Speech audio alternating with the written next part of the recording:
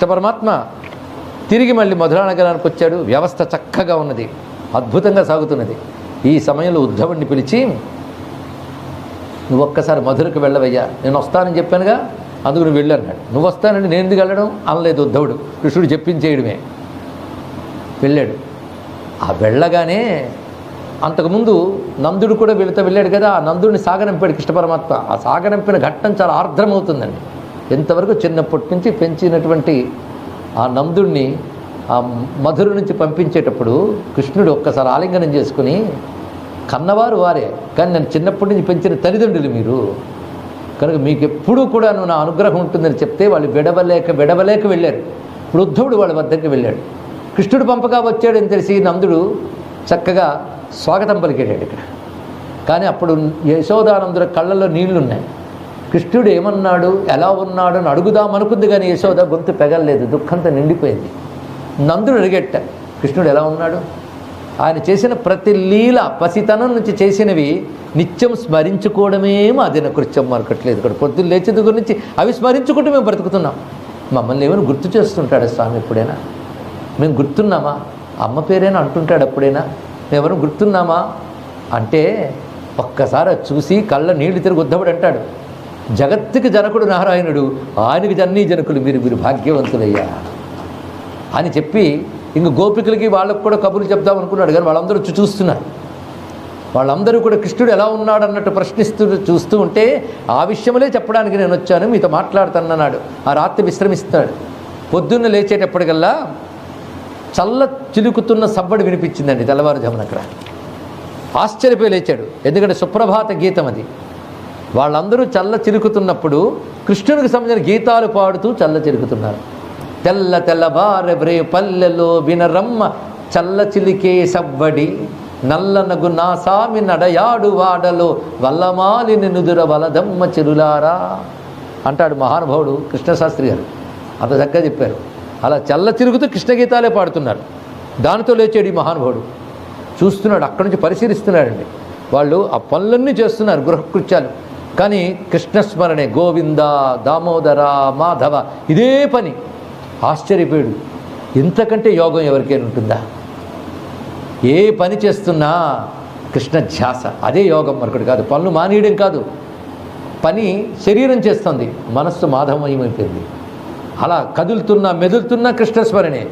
అప్పుడు అనుకున్నాడు, వీళ్ళకి సందేశం చెప్పమని కృష్ణుడు పంపలేదు, వీళ్ళ ద్వారా సందేశం పొందమని నాకు పంపాడు, భక్తి అంటే ఏమిటో నేర్చుకోమన్నాడు అనుకున్నాడు. మొత్తానికి అక్కడ గోపికలు పలికిన భ్రమర గీతలు మహాద్భుతం. అది పరిశీలించి అంటాడు ఈయన, వీడు సామాన్యులు కాదు.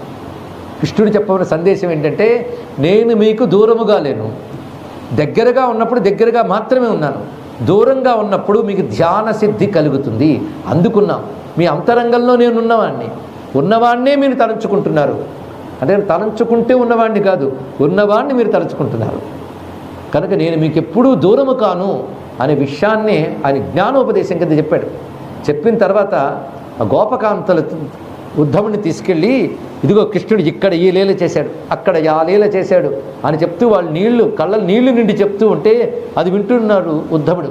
క్రమంగా ఆయనకు తాదాత్మ్య స్థితికి వెళ్ళిపోయాడండి. తిన్నగా వెళ్ళి అక్కడ ఉన్నటువంటి ఆ మట్టిలో పొర్లేడు కాసేపు.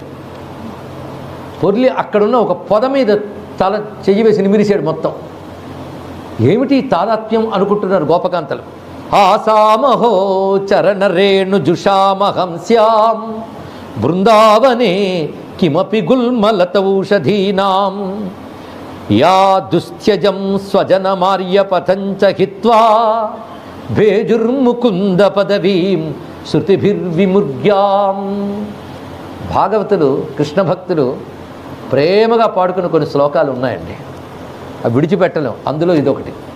ముఖ్యంగా పరమాచార్య వారు ఒక మాట అనేవారు, తెలుగువారిలో భక్తి ప్రశ్నార్థకం, కొన్ని చోట్ల భక్తి అభినయిస్తారు, ఉత్తరాదిలో భక్తి ప్రవహిస్తుంది అన్నారు. అచ్చమైన భక్తి అక్కడ ఉందండి. ఎందుకంటే కాస్త చదువుకుంటే పాండిత్యపడి అహంకారం అది కూడా వచ్చింది. అది వచ్చిందో భక్తి పండదు. భక్తి చాలా గొప్పదయ్యా.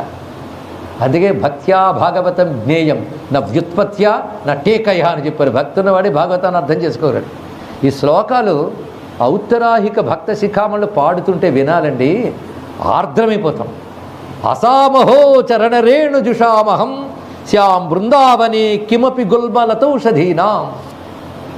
ఏమిటి జన్మ, ఈ మానవ జన్మ? నాకు మరో జన్మ అంటూ ఉంటే ఈ బృందావనంలో ఒక పూల తీగగానో ఒక పొదగానో పుడితే చాలు. ఎందుకంటే విడిచిపెట్టలేని లంపటాలని గడ్డి పోచలా విడిచిపెట్టి, వేదములు కూడా వెతకలేని, వేదములు కూడా వెతికినా కానరాని పరమాత్మను ఇలా లంపటాలు విడిచిపెట్టి పట్టుకున్న ఆ గోపకాంతల పాదధూళి సోకుతుంది కదా. నేను కానీ ఒక చిన్న లతగానో పొదగానో అయితే వాళ్ళు ఇక్కడ తిరుగుతారు, వాళ్ళ పాదధూళి సోకుతుంది కదా, కృష్ణపాదధూళి కాదుట. అలా అని అక్కడున్న మట్టి తీసుకుని కళ్ళకద్దుకుంటున్నాడు, బృందావనం మట్టి. ఓహో, కృష్ణుడు తిరిగినటువంటి నేల గనక ఆ మట్టి పూసుకుంటున్నాడు అనుకున్నట్ట. కాదమ్మా, వందే నందవ్రజ స్త్రీణాం పాదరేణుమభీక్ష్ణసః యాసాం హరికథోద్గీతం పునాతి భువనత్రయం. అది గొప్ప మాట అంటున్నాడు ఇక్కడ. నందవ్రజ స్త్రీల యొక్క పాదరేణువులకి నమస్కారము అది అంటున్నాడు ఇక్కడ. వాళ్ళు అడుగు వేసి వెళ్ళగానే కింద మట్టి తీసుకుని రాసుకుంటున్నాడు. ఎందుకు? వీళ్ళ పాదరేణువులకి వందనములు. వందే నందవ్రజ స్త్రీణాం పాదరేణుం అభీక్ష్ణసః. అభీక్ష్ణసః అంటే మరల మరల మాటి మాటికి వందనములు వాళ్ళకి. ఎందుకంటే ఎవరి యొక్క హరిలీలా గానము ముల్లోకాల్ని పవిత్రం చేసిందో వారు గోపికలు. ఇది గొప్ప మాట అండి ఇక్కడ. అందుకే నేను గోపికా గీతలు చెప్తూ ఈ మాట అనడం జరిగింది. వాళ్ళ కృష్ణగానం చేస్తే ముల్లోకాలు పవిత్రములైపోయాయి, ముల్లోకాలు వినితరించిపోతున్నాయి. అది గోపికా భక్తి. అందుకే ఉద్ధవుడు ఆ భక్తి ఎంత గొప్పదో చెప్తున్నాడు ఇక్కడ. ఈ విధంగా వాళ్ళ దగ్గర నుంచి వీడ్కోలు తెలుసుకుని కృష్ణ వద్ద తిరిగి వచ్చాడు ఉద్ధవుడు.